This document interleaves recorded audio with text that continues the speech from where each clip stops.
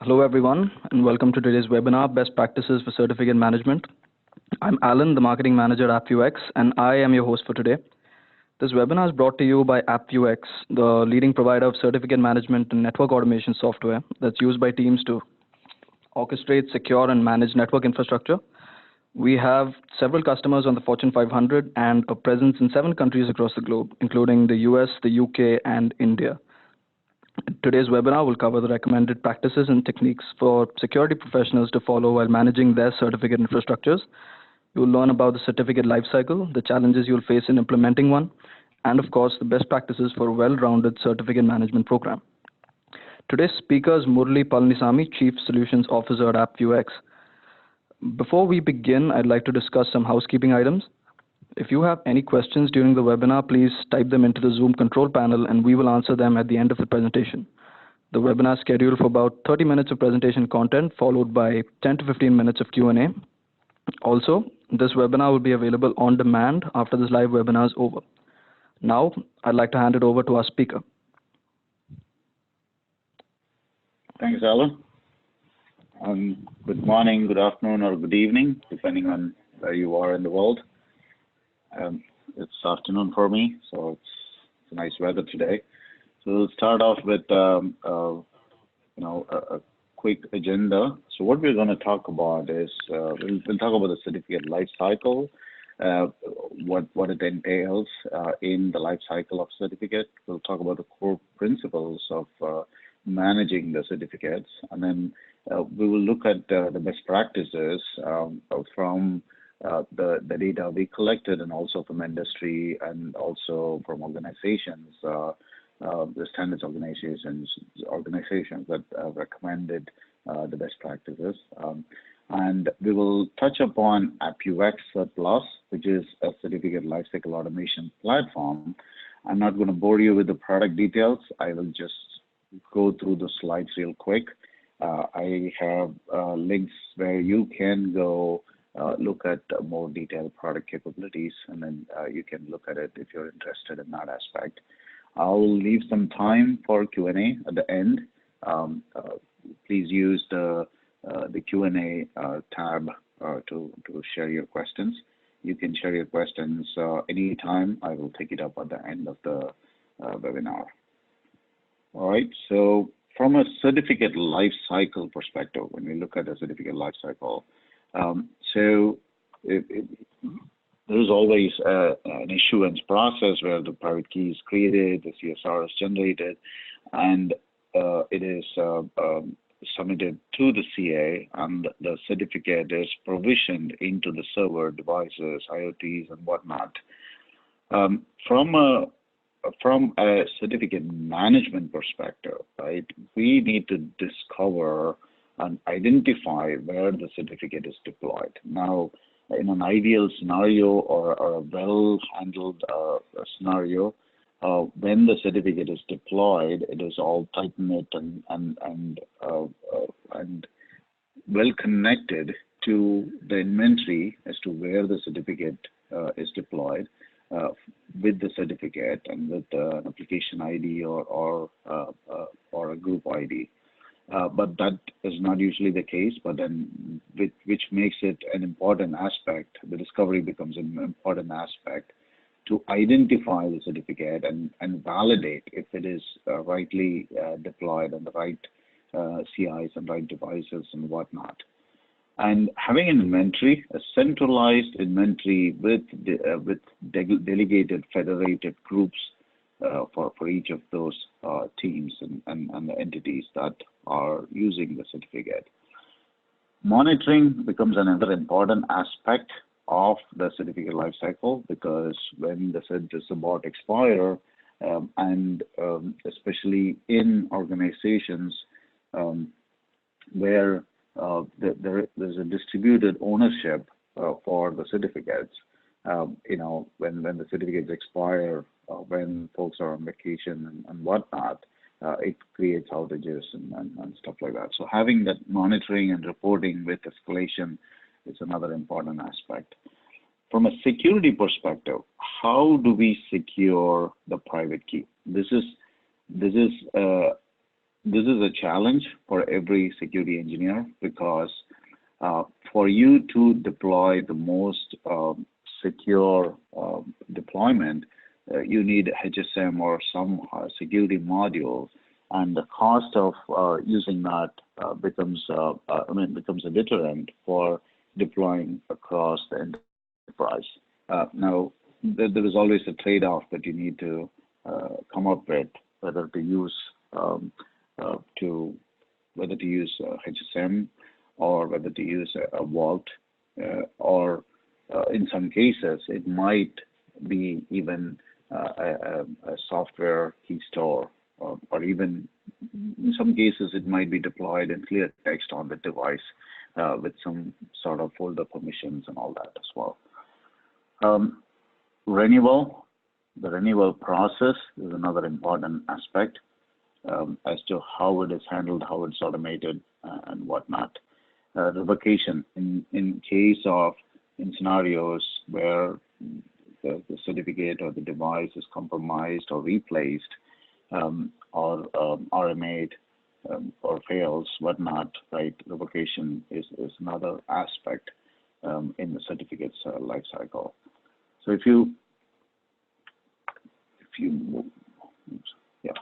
So when we look at the obstacles in a proper certificate management, one of the biggest challenges is the manual management of the certificate lifecycle.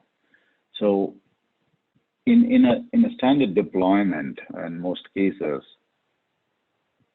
the access is pretty segregated, and each team have their own way of doing things, right? So there is no granular access control for different teams to specifically do specific aspects. So in other words, if I am allowed to generate a key and request a certificate, I can generate the key on my laptop, submit it to the CA, get the certificate. Now the CA doesn't know where the key was generated, right? It basically tells, or rather, it basically looks at who's authorized to submit the CSR and get the certificate. That's all, right? So it's not a granular role-based access. It has access to submit the CSR and get the CA, right? And that level is allowed, and any admin who submits the CSR should be responsible enough to make sure that the key is secured and all that. So it basically relies on the human element to secure the key and basically to follow the process and all that. And the other important challenge is siloed inventories of the certificates and keys. Each application team have their own process, their own ways of securing it. Even though there is a common centralized policy, could be an enterprise-wide policy and all that, having a way of auditing and enforcing it across those siloed deployments is a challenge. The other important aspect is storing the private key. You know, I have had cases in my past life and in my current life where I see customers deploy the private key in clear text for some of their critical infrastructure as well. The biggest reason or the biggest challenge is because of the manual way of managing, manual way of creating, and manual way of handling the whole life cycle. And this causes breaches. This a lot of the interesting breaches that we have certificate-based or key-based breaches that we have seen sort of points to a more insecure way of handling the private key. Now, it doesn't mean that you need to have a HSM, right? Just having a little bit better practice of automating the key management and removing the human component from handling the keys, handling the certificates, just that would reduce the risk heavily, right? And unless there is a malicious actor who is inherently looking to break in to gather the keys, he might not get access to the keys. But by having the human element, it could be due to ignorance that the keys get compromised, or it could be on the laptops, and then the laptop gets stolen, whatnot, and then the keys could get compromised in there as well. Or it could be a stale certificates or keys where the employees leave and whatnot, and the keys are still being used and stuff like that. So these are a majority of the obstacles that we face is due to manual management, manual certificate handling, manual PKI management as well. So from a certificate lifecycle management perspective, so one of the core principles or some of the core principles that we need to look at is we need to have a well-defined certificate lifecycle process, and that is defined in a way that it applies for both internal and external CAs, right? And it removes it basically, by automating, it removes the ways where things can go wrong, and then provides visibility with the automation, sort of make it a lot more easy and simpler to manage. The ideal certificate management process, right? If you look at what would be ideal, you need to have visibility into the CA infrastructure. You should be able to manage the certificates and keys centrally in a way where it is simple, intuitive, and easy to use for that. Because security or adapting to a secure process, if it is easy, it becomes a lot more, it gets adapted a lot more. If it becomes cumbersome, then there are shortcuts which are leveraged. So one of the important aspects is to make it a simple, easy, central certificate management and keys. The other one is reporting, and reporting centrally across different teams for the stuff that they own is another important aspect. And then automating workflows across all types of devices, IoTs, connected systems, and whatnot, robots and drones and printers and scanners and phones and all that.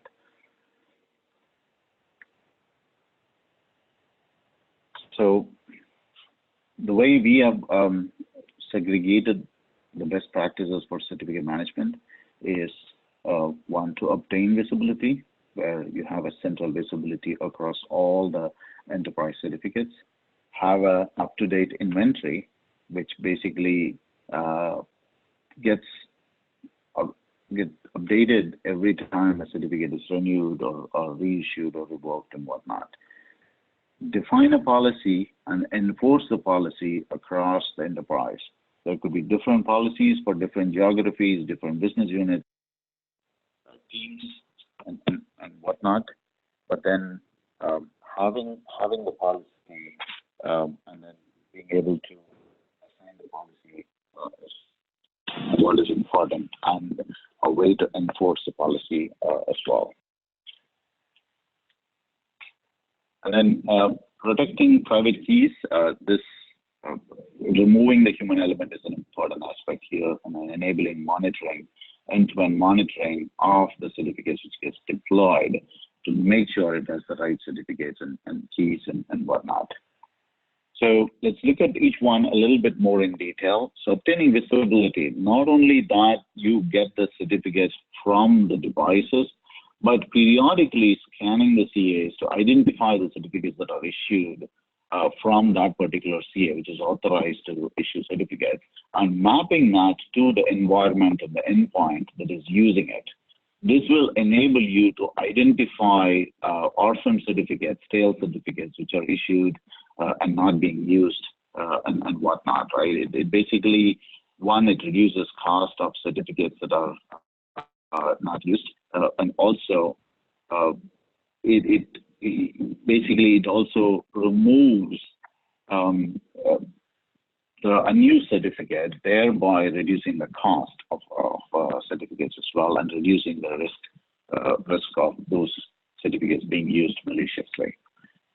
and capability to run subnet scan and identify the certs across IPs and hosts. Define a more controlled discovery where it is distributed across a period of time so that there's not much of a load on the network because of the scan, but then it's more of a rotating scan that goes on. And the scans can be defined or scheduled during maintenance windows or overnight so that there is a low traffic, and it's more passive scan than aggressively scanning the environment. But at the same time, do a rolling scan to periodically identify new certificates and gather those and implement them. So maintaining the inventory. So once the scans are completed, it basically pulls and then have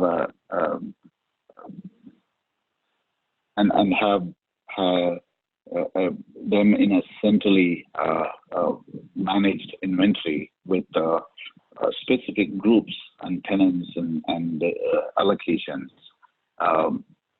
You could basically use that to allocate or group them with different teams, whether it is a security group versus different departments, or test or production, or US versus UK versus Africa or Asia and whatnot, based on geography. So you can define those groups or locations with which you can manage those certificates. But it needs to be in a central inventory so you are able to see the risk profile of the organization. Or you can separate it with different tenants so that you have completely segregated risk profile as well. And then provide access to the different group owners, and then provide a hierarchy-based escalation based on that inventory to see what's happening. So enforcing policy is another important aspect. Now you can define the policy based on some of the standard industry guidelines like NIST and NCCOA and the FIPS and other regulations that are out there based on your industry, whether it is a more regulated industry or not. More than that, having an option or a capability with which you are able to remove some of the vulnerable ciphers or vulnerable algorithms that are there, and how quickly can you remediate in case there is a vulnerability in an existing certificate or an existing algorithm. Having this policy and having a way to enforce the policy in an automated way enables you to act for the potential breaches, the potential issues. For example, with quantum computers being, as they progress, right, they could break our encryption algorithms pretty easily, or there could be a capability with the PKI certificate authorities being deprecated, and we've seen that happen with a couple of CAs, and it could be internal CA or external CA if the certificate, the root certificates get compromised or intermediate, then to basically re-key all those devices, right? Or even defining a policy where there is a short-lived certificate or reducing the validity of the certificate. All that, you need a way of defining the policy and enforcing the policy, which will enable you to easily adapt to those events. And a way to define the renewal process, whether you want to renew,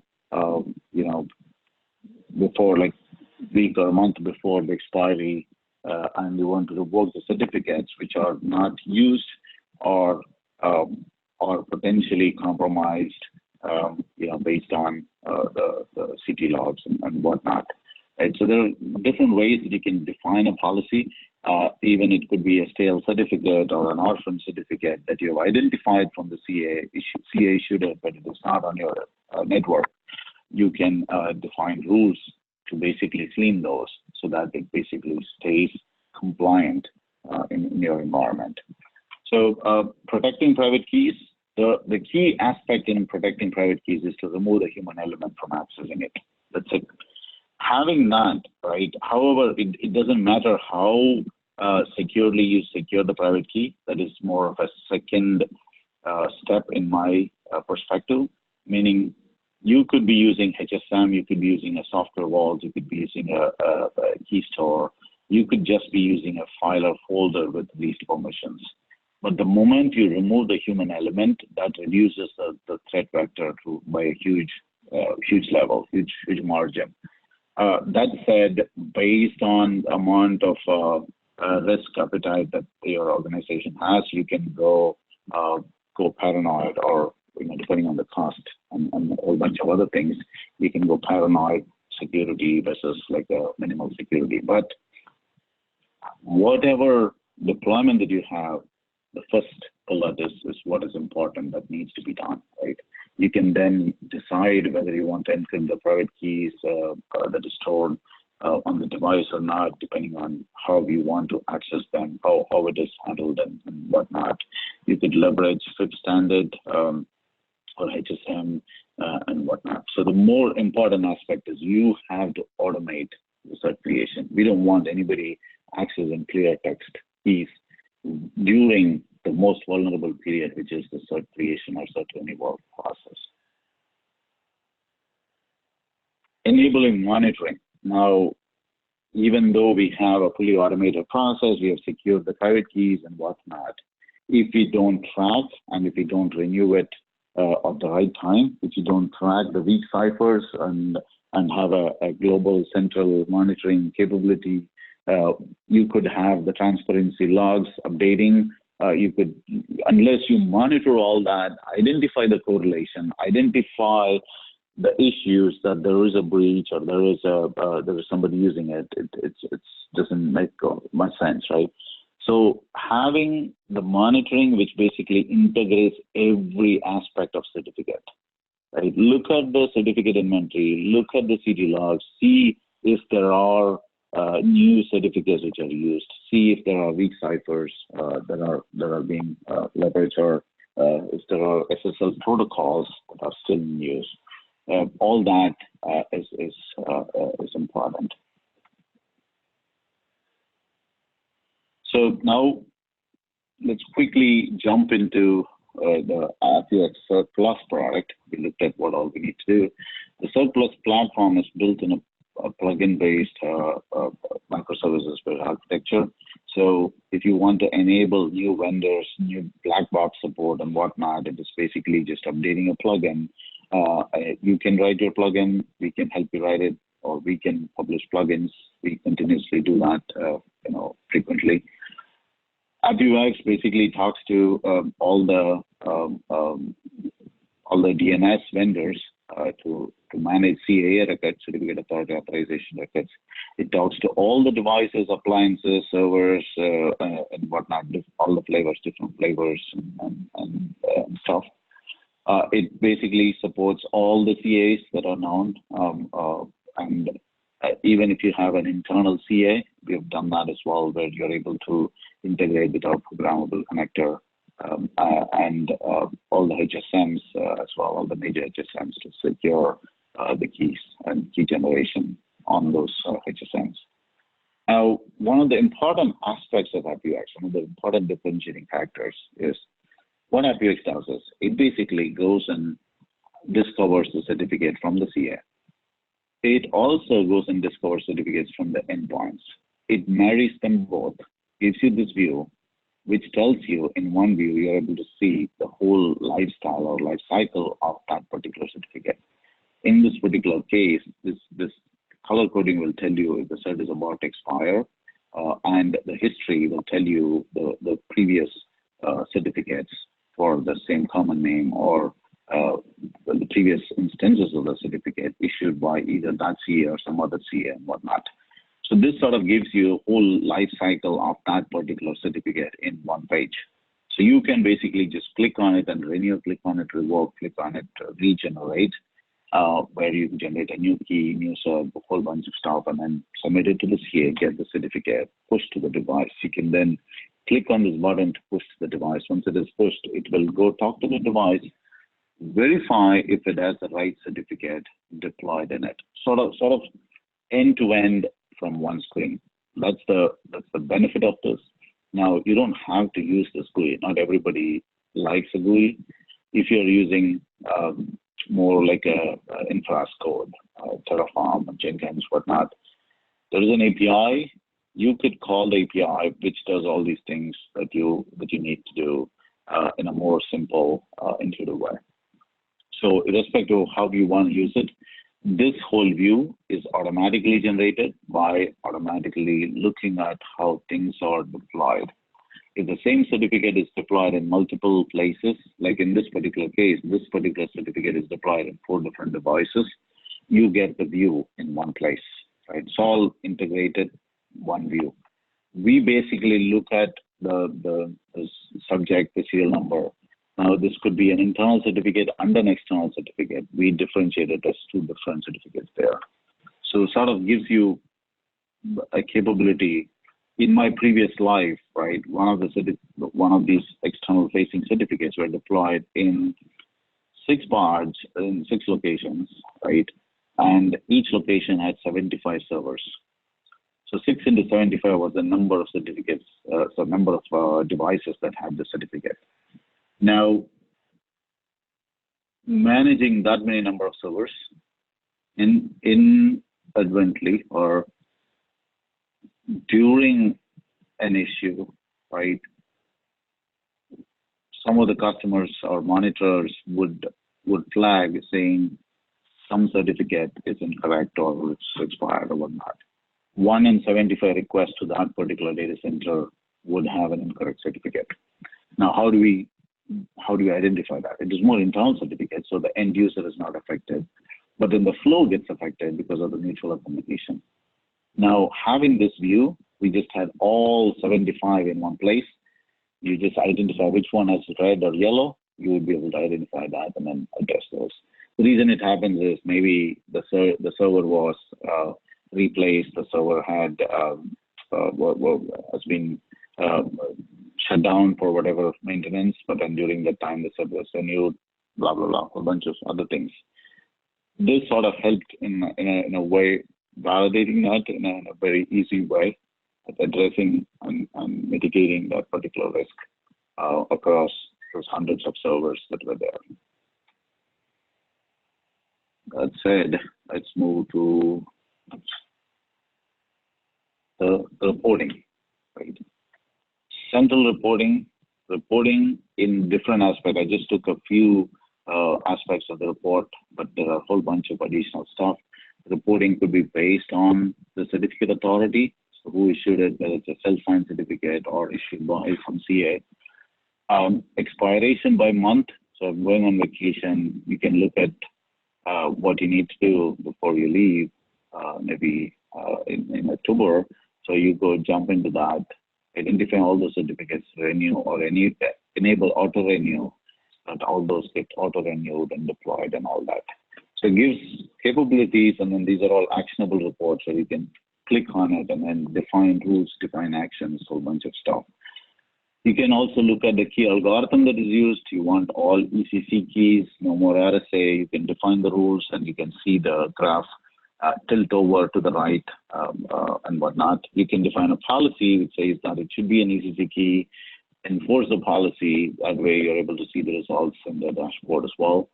CAA records, you can set up CAA records for all your internal systems, or CT logs, you can have them compare those. Scale certificates, these are certificates which are issued but not revoked, expired, not renewed, right? These are in the system. There is a private key sitting there somewhere and a certificate sitting there somewhere. Even though it is not used, it could have a potential to be leveraged in different ways. Cleaning those, ways and mitigating those. This one, and then orphan certificate reports, a whole bunch of other reports are there for you to look at. What are the benefits of certificate lifecycle automation, irrespective of what you use, whether it's AppViewX Cert Plus or not? What AppViewX Cert Plus does is it enables you to move faster. So in a sense, you're able to enable automation to move faster and deploy certificates. You're able to enforce the compliance using robust access control and define a policy, and then globally mitigate the issues related to compliance. You're able to eliminate errors because of human involvement, errors and exposures and all that. And you're able to reduce cost by optimizing and removing these mundane day-to-day tasks as well. Apart from that, if you look at the business benefit, what we have seen our customers say is that there is a huge reduction in the time, issuance time of the certificate, a huge reduction in deployment time of the certificates on the endpoint, and another important reduction in validation and validating for audit validating the certificates on the endpoint as well. With that, if you have any questions, leverage the chat panel to share your questions. Either you can use the chat or the Q&A panel to post the questions, and I would answer them. If you want to try AppViewX, you can go to www.appviewx.com. There is a try AppViewX on the top. You can either get a live demo, or you can set up an enterprise trial where you can download and then deploy it in your environment. That said, there are a couple of questions that has come up, so I'll answer the questions. I'll leave the trial page open. Okay, so a lot of folks are asking for the slides. I guess that will be available as part of the webinar recordings. How can I manage certificates on mobile devices? So with mobile devices, there are a couple of ways. If you're using an MDM for managing mobile devices, you could do that.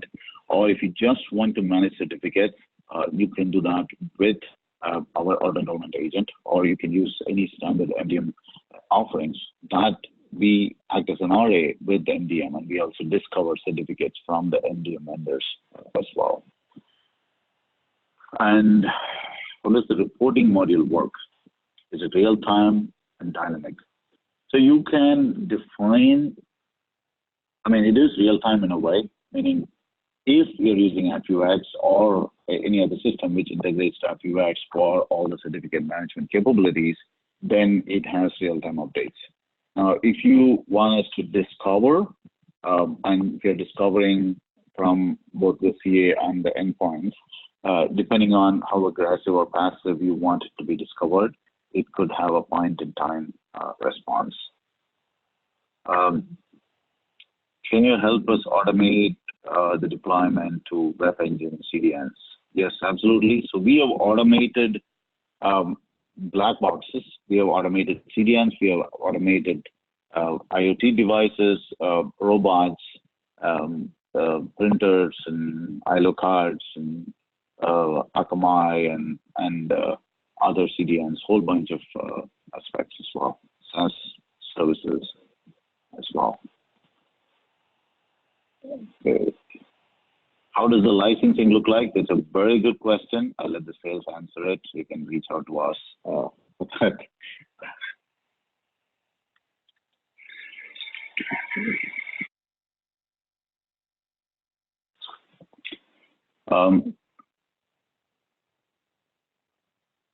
All right, so many questions. I need to scroll up.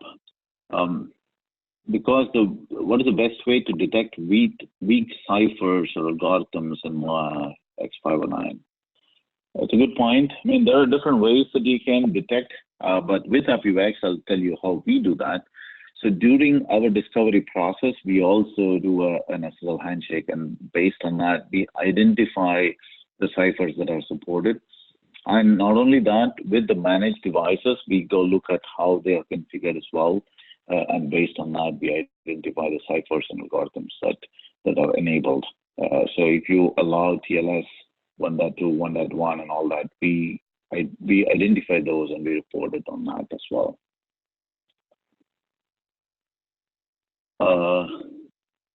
Where do you see Cert plus code next? Okay, there's a long topic. So yes, there is a lot of interesting use cases that we see.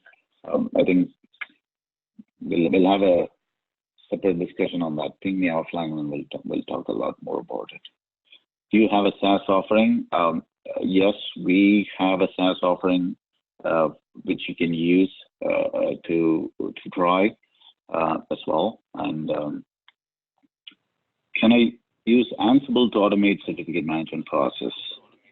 Absolutely. So we integrate with Ansible natively, so you have capability to use Ansible for the enrollment process or accessing endpoint and all that.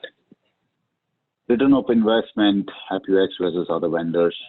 Again, from a TCO perspective, again, to the previous question, since ours is an integrated appliance, you don't need additional licenses, additional database licenses, and Microsoft licenses and all that. So it runs on Linux. And from an ROI perspective, we are able to quickly get you to achieve the ROI because it is easy to deploy, easy to get you live into your environment. So one of the complex customer, I'll give you an example, started off their deployment last August, right? And by November, we had a change freeze and all that. By November, we were BAU, and they gave really good reviews and in fact, they wrote to our CEO thanking them for the partnership and all that. So because it is easy, because it is you're able to deploy, you're able to see the value. I keep hearing appliances headed for a self-contained device or client-provided servers. You could, the reason I said is a virtual appliance. I didn't say it's an appliance. We do have a hardware appliance as well, but it's a virtual appliance. The reason I say that is it's fully contained so that it's easy to deploy, easy to use and all that. That said, you can deploy this as an installer on a client-provided server as well. And we have had a couple of our banking customers who have done that because they want it to be run on their image. So we are not religious on that. So it's up to you how you want to deploy, how you want to run it in your environment. So we support both. We do support container-based deployment. So there are customers who are moving towards a no serverless deployment model. So for those, you can run our application on a container. That computations cannot, right? So this is where I told you about. It's a next generation architecture, sort of helps the distributed deployment. Right. I think we are reaching the top of the hour. Thank you for all the questions please do try AppViewX and reach out to me in person if you need any more information, and you can connect with me, if you want any clarification. And if you want to talk about roadmap and PKI and encryption, I'd be glad to be in touch. Thanks, everybody.